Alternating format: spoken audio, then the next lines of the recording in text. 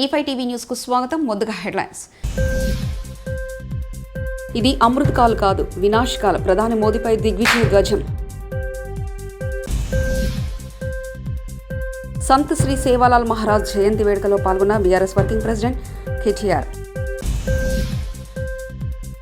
Covid సమయంలో వాలంటీర్లు అందించిన సేవలు మరవలేం. ఎమ్మెల్యే మేకతోటి సుచరిత. తప్పుడు కేసులు ఎన్ని పెట్టినా తెలుగుదేశం పార్టీ భయపడదు. నారా భువనేశ్వరి. కేసీఆర్ అహంకారం, అవినీతి వల్లే బారాస అధికారం కోల్పోయింది. సిపిఐ నారాయణ. గుంటూరు జిల్లాలో సీఎం జగన్ పర్యటన, ట్రాఫిక్ జామ్తో ప్రజలకు ఇక్కట్లు. కాంగ్రెస్ సీనియర్ నేత దిగ్విజయ్ సింగ్ తాజాగా మోదీ ప్రభుత్వంపై తారాస్థాయిలో విరుచుకుపడ్డారు. నిరసన తెలిపేందుకు రైతులను ఢిల్లీకి రాకుండా అడ్డుకుంటున్నారని మండిపడ్డ ఆయన దేశంలోనే అన్నదాతలకు ప్రశ్నించే హక్కు లేకుండా ప్రధాని మోదీ చేశారని ఆరోపించారు.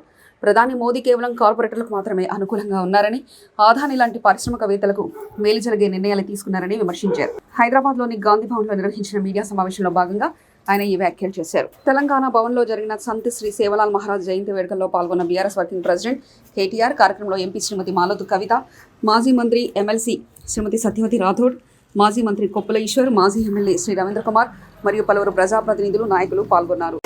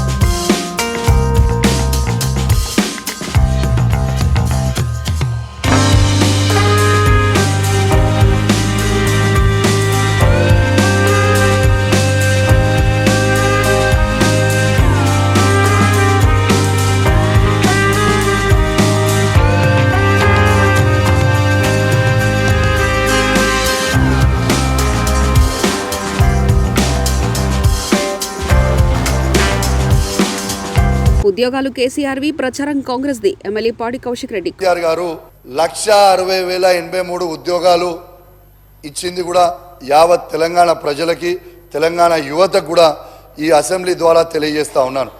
మీరు పదే పదే ఉన్నప్పుడు మీరు జీతాలు వేస్తున్నాం ఫస్ట్ క్లాస్, సెకండ్, థర్డ్ అని చెప్తా ఉన్నారు అధ్యక్ష. మరి 1,60,83 మందికి మీరు జీతాలు వేస్తున్నారంటే ఈ ఉద్యోగాలు కేసీఆర్ ఇచ్చినట్టే కదా అధ్యక్ష. నిన్న కూడా మీరు ఇచ్చిన 15,750 ఉద్యోగాలు, ఆ ఉద్యోగాలు తెలంగాణ తొలి ముఖ్యమంత్రి అయిన కేసీఆర్ గారు ఇచ్చింది. మీరు పత్రాలు ఇచ్చినందుకు కూడా మా ప్రత్యేకంగా ధన్యవాదాలు అధ్యక్ష. కానీ అధ్యక్ష ఒక్క నిమిషం అధ్యక్ష, కానీ అధ్యక్ష దీంతో పాటు అధ్యక్ష మా 2,32,308 ఉద్యోగాలు కాకుండా అదనపు 2 లక్షల ఉద్యోగాల జాబ్ క్యాలెండర్ మీరు విడుదల చేయాలి. ఇలా కేసీఆర్ గారు ఇచ్చిన ఉద్యోగాలు మేము ఇస్తున్నామంటే మీరు క్రియేట్ చేసి ఇవ్వడం కూడా కరెక్ట్ కాదు. మీరు దయచేసి అదనపు 2 లక్షల ఉద్యోగాలు కోవిడ్ సమయంలో వాలంటీర్లు అందించిన సేవలు మరవలేం. ఎమ్మెల్యే మేకతోటి సుచరిత. ఈ రోజు తెగిడిన నోటితోనే పొగడ్తలు కురిపించేటువంటి పరిస్థితికి వాలంటీర్ వ్యవస్థను మీరు తీసుకువచ్చారు. అదే కదా పాలన అంటే. వాలంటీర్స్ నియమించినప్పుడు వాళ్ళని ఇంటి దగ్గరికి రానివ్వడానికే చాలా మంది సందేహపడితే, ఈరోజు వాలంటీర్ అంటే మా ఇంటి అమ్మాయి, మా ఇంటి అబ్బాయి సూర్యుడైనా పొద్దున్నే వస్తున్నాడో లేదో కానీ ఫస్ట్ తారీఖు కల్లా తెల్లవారుజామునే వాలంటీర్ వచ్చి మా ఇంటి తలుపు తట్టి ఈరోజు పెన్షన్ ఇస్తున్నారు అంటే అది కేవలం మీదయే అన్న.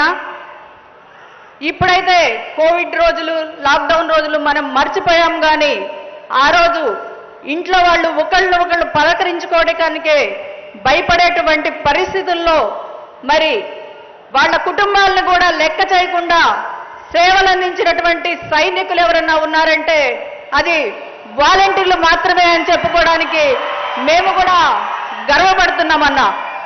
ఇంకా చెప్పాలి అంటే ఈరోజు ఎవరన్నా పెద్దవాళ్ళకి బాగోపోతే తల్లిదండ్రులు బిడ్డలకైనా ఫోన్ చేస్తున్నారో లేదో కానీ ఈరోజు వాలంటీర్కి ఫోన్ చేసి అమ్మా మా పెన్షన్ ఏమన్నా ముందు ఇవ్వగలుగుతావా అంటే ఒక వాలంటీరు 2 కిలోమీటర్లు వెళ్ళి ఆ 3,000 తనే అందించినటువంటి చరిత్ర కూడా ఈరోజు మన ఆంధ్ర రాష్ట్ర వాలంటీర్లకు ఉందని చెప్పుకోవడానికి చాలా గర్వంగా ఉందన్న.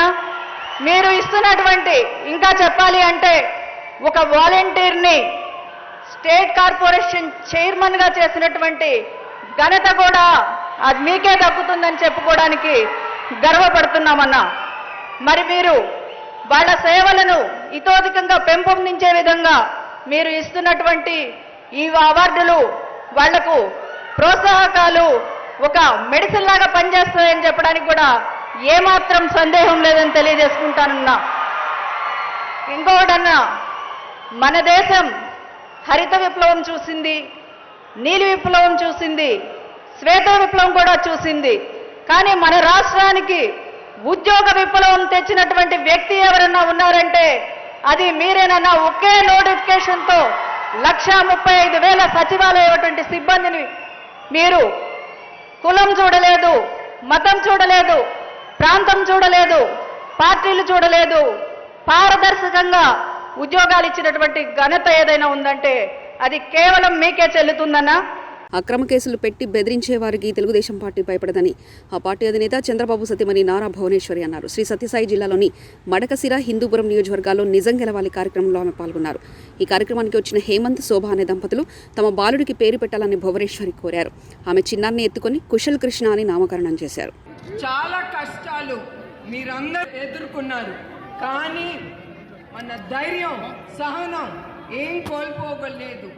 మనం పోరాడుతూనే ఉన్నాం.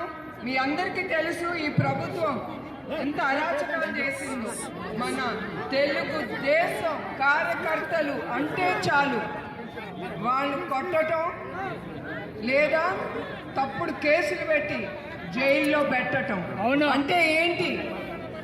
అది ఏం లేదు, మనని భయపెట్టించటానికి, మన కుంగిచ్చి కింద పడేయటానికి.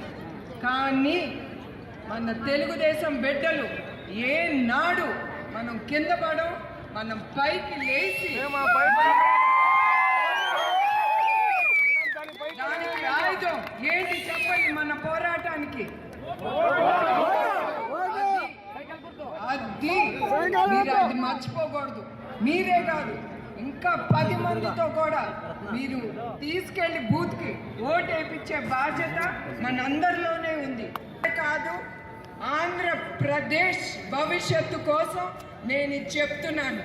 మన పిల్లలు భవిష్యత్తు కోసం, ఇప్పుడుండే యూత్ కోసం వాళ్ళకి ఉద్యోగాలు రావాలి.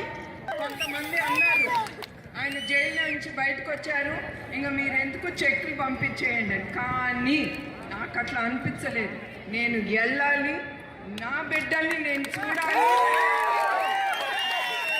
వాళ్ళకి నేనున్నానని భరోసా ఇవ్వాలని నేను ఇది ముందుకు తీసుకెళ్తున్నాను. వారాస అధినేత కేసీఆర్ అహంభావం, అవినీతి కారణంగానే తెలంగాణ ప్రజలు వారికి బుద్ధి చెప్పారని సిపిఐ జాతీయ కార్యదర్శి నారాయణ విమర్శించారు. వేడిగడ్డ బ్యారేజీ పిల్లర్లు కుంగిపోతే కొంకలు మునినట్టు రాదంతం చేస్తున్నారని ఆయన అనడం వివేకవంతుడి లక్షణం కాదన్నారు. గతంలో ముఖ్యమంత్రిగా పనిచేసిన వ్యక్తి ఈ విధంగా మాట్లాడడం పద్ధతి కాదని చెప్పారు. ఆ కేసులు మొత్తం రద్దు చేస్తామని చెప్పి హామీ ఇచ్చిన రోజు, కానీ అవేవి రద్దు చేయలేదు. ఈ కేంద్ర ప్రభుత్వాన్ని అందరూ విమర్శిస్తూ ఉన్నారు. దానికి నిరసనగా ఈరోజు ఢిల్లీ మళ్ళా ఆవుకు పూజ చేసే పరిస్థితికి వచ్చారు. అంటే దేవుళ్ళను పూజించడం ఒకవైపు, ఆందోళన కానీ చిత్తకపోతడం ఇంకొక వైపు. నోరు మాట్లాడితే నొసెక్కిచ్చే పద్ధతుల్లో మోడీ వ్యవహారం చేస్తూ ఉన్నాడు. బీజేపీకి వ్యతిరేకంగా ఉన్నటువంటి ప్రభుత్వాన్ని కోల్దోస్తూ ఉన్నారు. ఆ పార్టీలకి స్ప్లిట్ చేస్తున్నారు. మహారాష్ట్రలో బీజేపీ వ్యతిరేక పార్టీలని స్ప్లిట్ చేశారు. అంటే మీకు వ్యతిరేకంగా ఉన్న పార్టీలని బెదిరించడం, లొంగ తీసుకోవడం, దౌర్జన్యం చేయడం, ఇది పనిగా పెట్టుకున్నటువంటి ప్రభుత్వం వస్తూ ఉంది. మరోవైపు ఢిల్లీ ఆమ్ ఆద్మీ పార్టీ బీజేపీ ఉంది కాబట్టి దాన్ని ముప్పు తెప్పి పెడతా ఉన్నారు. సిసోడియా లాంటి వాళ్ళని 5-6 నెలలుగా జైల్లో ఉన్నాడు. ఇప్పుడు కేజ్రీవాల్ కూడా నోటీస్ ఇచ్చిపోతా, ఇంక రేపు బాగా అరెస్ట్ చేస్తారు. కేసు ఏంటి? Liquor scam. లిక్కర్ స్కామ్ ఎక్కడ పుట్టింది? లిక్కర్ స్కామ్ పుట్టింది ఆంధ్రప్రదేశ్లో వైసీపీ పాలనలో. వైసీపీకి ముఖ్యులుగా ఉన్నటువంటి వాళ్ళే లిక్కర్ స్కామ్లో ఉన్నారు. దాన్ని బ్రోకరేజ్ చేసింది ఎవరు? కమిషన్లు తీసుకొని కవిత, కేసీఆర్ కూతురు. ఇవి అంతటిపైన కేసులు వచ్చినాయి. కానీ ఒక ఆమ్ ఆద్మీ పార్టీ పైనే కేంద్రీకరించి ముప్పు తిప్పలు పెడతా ఉన్నారు. వైసీపీ నాయకులందరూ హాయిగా ఉన్నారు. ఎందుకంటే జగన్మోహన్ రెడ్డి ఆయనకి బానిస కాబట్టి కేంద్ర ప్రభుత్వానికి ఆయన జోలికి పోరు, వాళ్ళ ప్రభుత్వం జోలికి పోరు. కేసీఆర్ కూడా లాస్ట్ మినిట్లో బీజేపీకి అనుకూలంగా మాట్లాడాడు కాబట్టి కవితమ్మ జైలుకు పోదు. కోడికత్తి కేసు హత్యా ప్రయత్నానికి బాధితుగా ఉన్నట్టు పోయి కేసు కోర్టుకు పోయి చెప్పడా? హత్యకు ప్రయత్నం చేశాడని చెప్పి శ్రేణు మాత్రం జైల్లో పెట్టి 5 ఏళ్ళ జైల్లో పెడతారా? పాప నిన్నగాక మొన్న అందరూ గొడవ పెడితే మన జైలు బయటకు వచ్చాడు. ఆ శ్రేణు కూడా చంపేస్తారు ఇప్పుడు వైసీపీ వాళ్ళు. వివేకానంద రెడ్డి చంపారు, అదే పద్ధతిలో ఆ శ్రీనివాసాన్ని కూడా చంపేస్తారు. డౌటే లేదు. వాళ్ళు కాపాడాల్సిన బాధ్యత గవర్నమెంట్ది. బీజేపీకి అనుకూలంగా ఉన్నటువంటి పార్టీలని, ప్రభుత్వాలని, సంస్థల్ని మీరు కాపాడతారా? 10 ఏళ్లుగా బెయిల్ పైన ఉన్నాడు జగన్మోహన్ రెడ్డి. 10 ఏళ్లుగా ఈ భారతదేశం స్వతంత్రం వచ్చిన తర్వాత ఇంత సుదీర్ఘ కాలం బెయిల్ పైన వెళ్ళాడు. కోర్టుకు పోడు, అతనికి జైలు శిక్ష పడదు. మిగిలిన ఆరోపణలు ఉండే వాళ్ళని హండ్రు చేస్తూ ఉన్నారు. తెలుగు ప్రజానీకానికి, ముఖ్యంగా తెలంగాణ, ఆంధ్ర ప్రజానీకానికి శత్రువు ఎవరిని ఉన్నారంటే బీజేపీనే. విభజన చట్టంలో పొరపాటును కూడా 2 రాష్ట్రాలకి అమలు చేయడం మానేశారు. బీజేపీతో కేసీఆర్ రాజీ పడ్డాడు కాబట్టి కేసీఆర్ పోయాడు. తెలుగు ప్రజలందరూ అసహించుకుంటున్నారు బీజేపీని. ఎందుకంటే రాజధాని విషయం ప్రసిద్ధం చేయలేదు, పోలవరానికి డబ్బులు ఇవ్వలేదు, కడప స్టీల్ ప్లాంట్ కడతామని చెప్పి దానికి అమలు లేదు, ఒక్క చట్టం అంటే ఒకటి కూడా అమలు చేయలేదు. ఇప్పుడు తెలంగాణలో టీఆర్ఎస్ ప్రభుత్వం చేసిన వైఫల్యాలను ఓడిపోయింది. ఏమాత్రం తెలంగాణను సాధించుకునేటువంటి పార్టీగా ఉండేటువంటి టీఆర్ఎస్ ఆ గౌరవాన్ని కాపాడుకుని ఉంటే, ఔన్నత్యాన్ని కాపాడుకుని ఉంటే ఓడిపోయే ప్రసక్తి లేదు. ఒక విధంగా నేనే నిజాం నవాబు అపర ఇప్పుడు పుట్టి అనుకున్నాడు. అపర నిజాం నవాబు లాగా పరిపాలించాడు. అనేక మాట మీరు చెప్పామన్నమాట. దాని ఫలితంగానే పోయింది. రెండవది ఒకటే అంత ముందుకు చెప్పాము, అహంభావం, అవినీతి, ఈ రెండే అతను ఓడించిపోతాయని చెప్పని ఎన్నికల ముందు కూడా నేను చెప్పాను ఇక్కడే. అహంభావం, అవినీతి, ఈ రెండే ఓడించిపోతాయని. ఇప్పుడు అవినీతి ఏమైంది? కాళేశ్వరం జరుగుతూ ఉంది. ఇప్పుడు కాళేశ్వరం గవర్నమెంటే పోయి చూసింది. ముఖ్యమంత్రి పోయాడు కాబట్టి అందరూ తీసిపోయాడు. మేము అంత ముందర వెళ్ళాం, సిపిఐ దగ్గర అందరూ పోయినాం. పోతే మన లోపల కూడా రానిలే. ఆ పక్కడ కాంగ్రెస్ పార్టీ వాళ్ళు పోయారు, లోపల రానిలే. ఏమంత గోప్యం ఎందుకు? కాళేశ్వరం కూలిపోతా ఉందంటే అది పబ్లిక్ ప్రాపర్టీ, భయం ఉండదా? అంత ప్రాజెక్టుకి 7 పిల్లర్లు కుంగిపోతే 7 పిల్లర్లా కుంగిపోయింది, ఏం కంపెనీ ఉనిగిపోయాయని చెప్పేసి అనే స్థాయికి ముఖ్యమంత్రి వచ్చారంటే ఆ ప్రాజెక్టు నీళ్లు నిండిన తర్వాత. గుంటూరు జిల్లాలో సీఎం జగన్ పర్యటన సాధారణ ప్రజలకు తీవ్ర ఇక్కట్లు తెచ్చిపెట్టింది. వాలంటీర్లకు వందనం సభ కోసం గురువారం సీఎం ఫిరంగిపురం వస్తున్నారు. ఆ సభ కోసం తెనాలి, వేమూరు నియోజకవర్గాల నుంచి జనాల్ని తరలిస్తున్నారు. ఆర్టీసీ బస్సులతో సహా స్కూల్ బస్సులు, ప్రైవేటు వాహనాల్లో భారీగా జనం తరలింపు జరుగుతుంది. ఆ వాహనాన్ని తెలాని మండలం అంగలకుదురు, సంగం, జాగర్లముడి మధ్య భోజనాల కోసం రోడ్డుపైన ఆపివేశారు. దీంతో ఆ మార్గంలో 2 కిలోమీటర్ల ట్రాఫిక్ జామ్ ఏర్పడింది. ట్రాఫిక్ జామ్లో ఓ అంబులెన్స్ కూడా ఇరుక్కుపోయింది.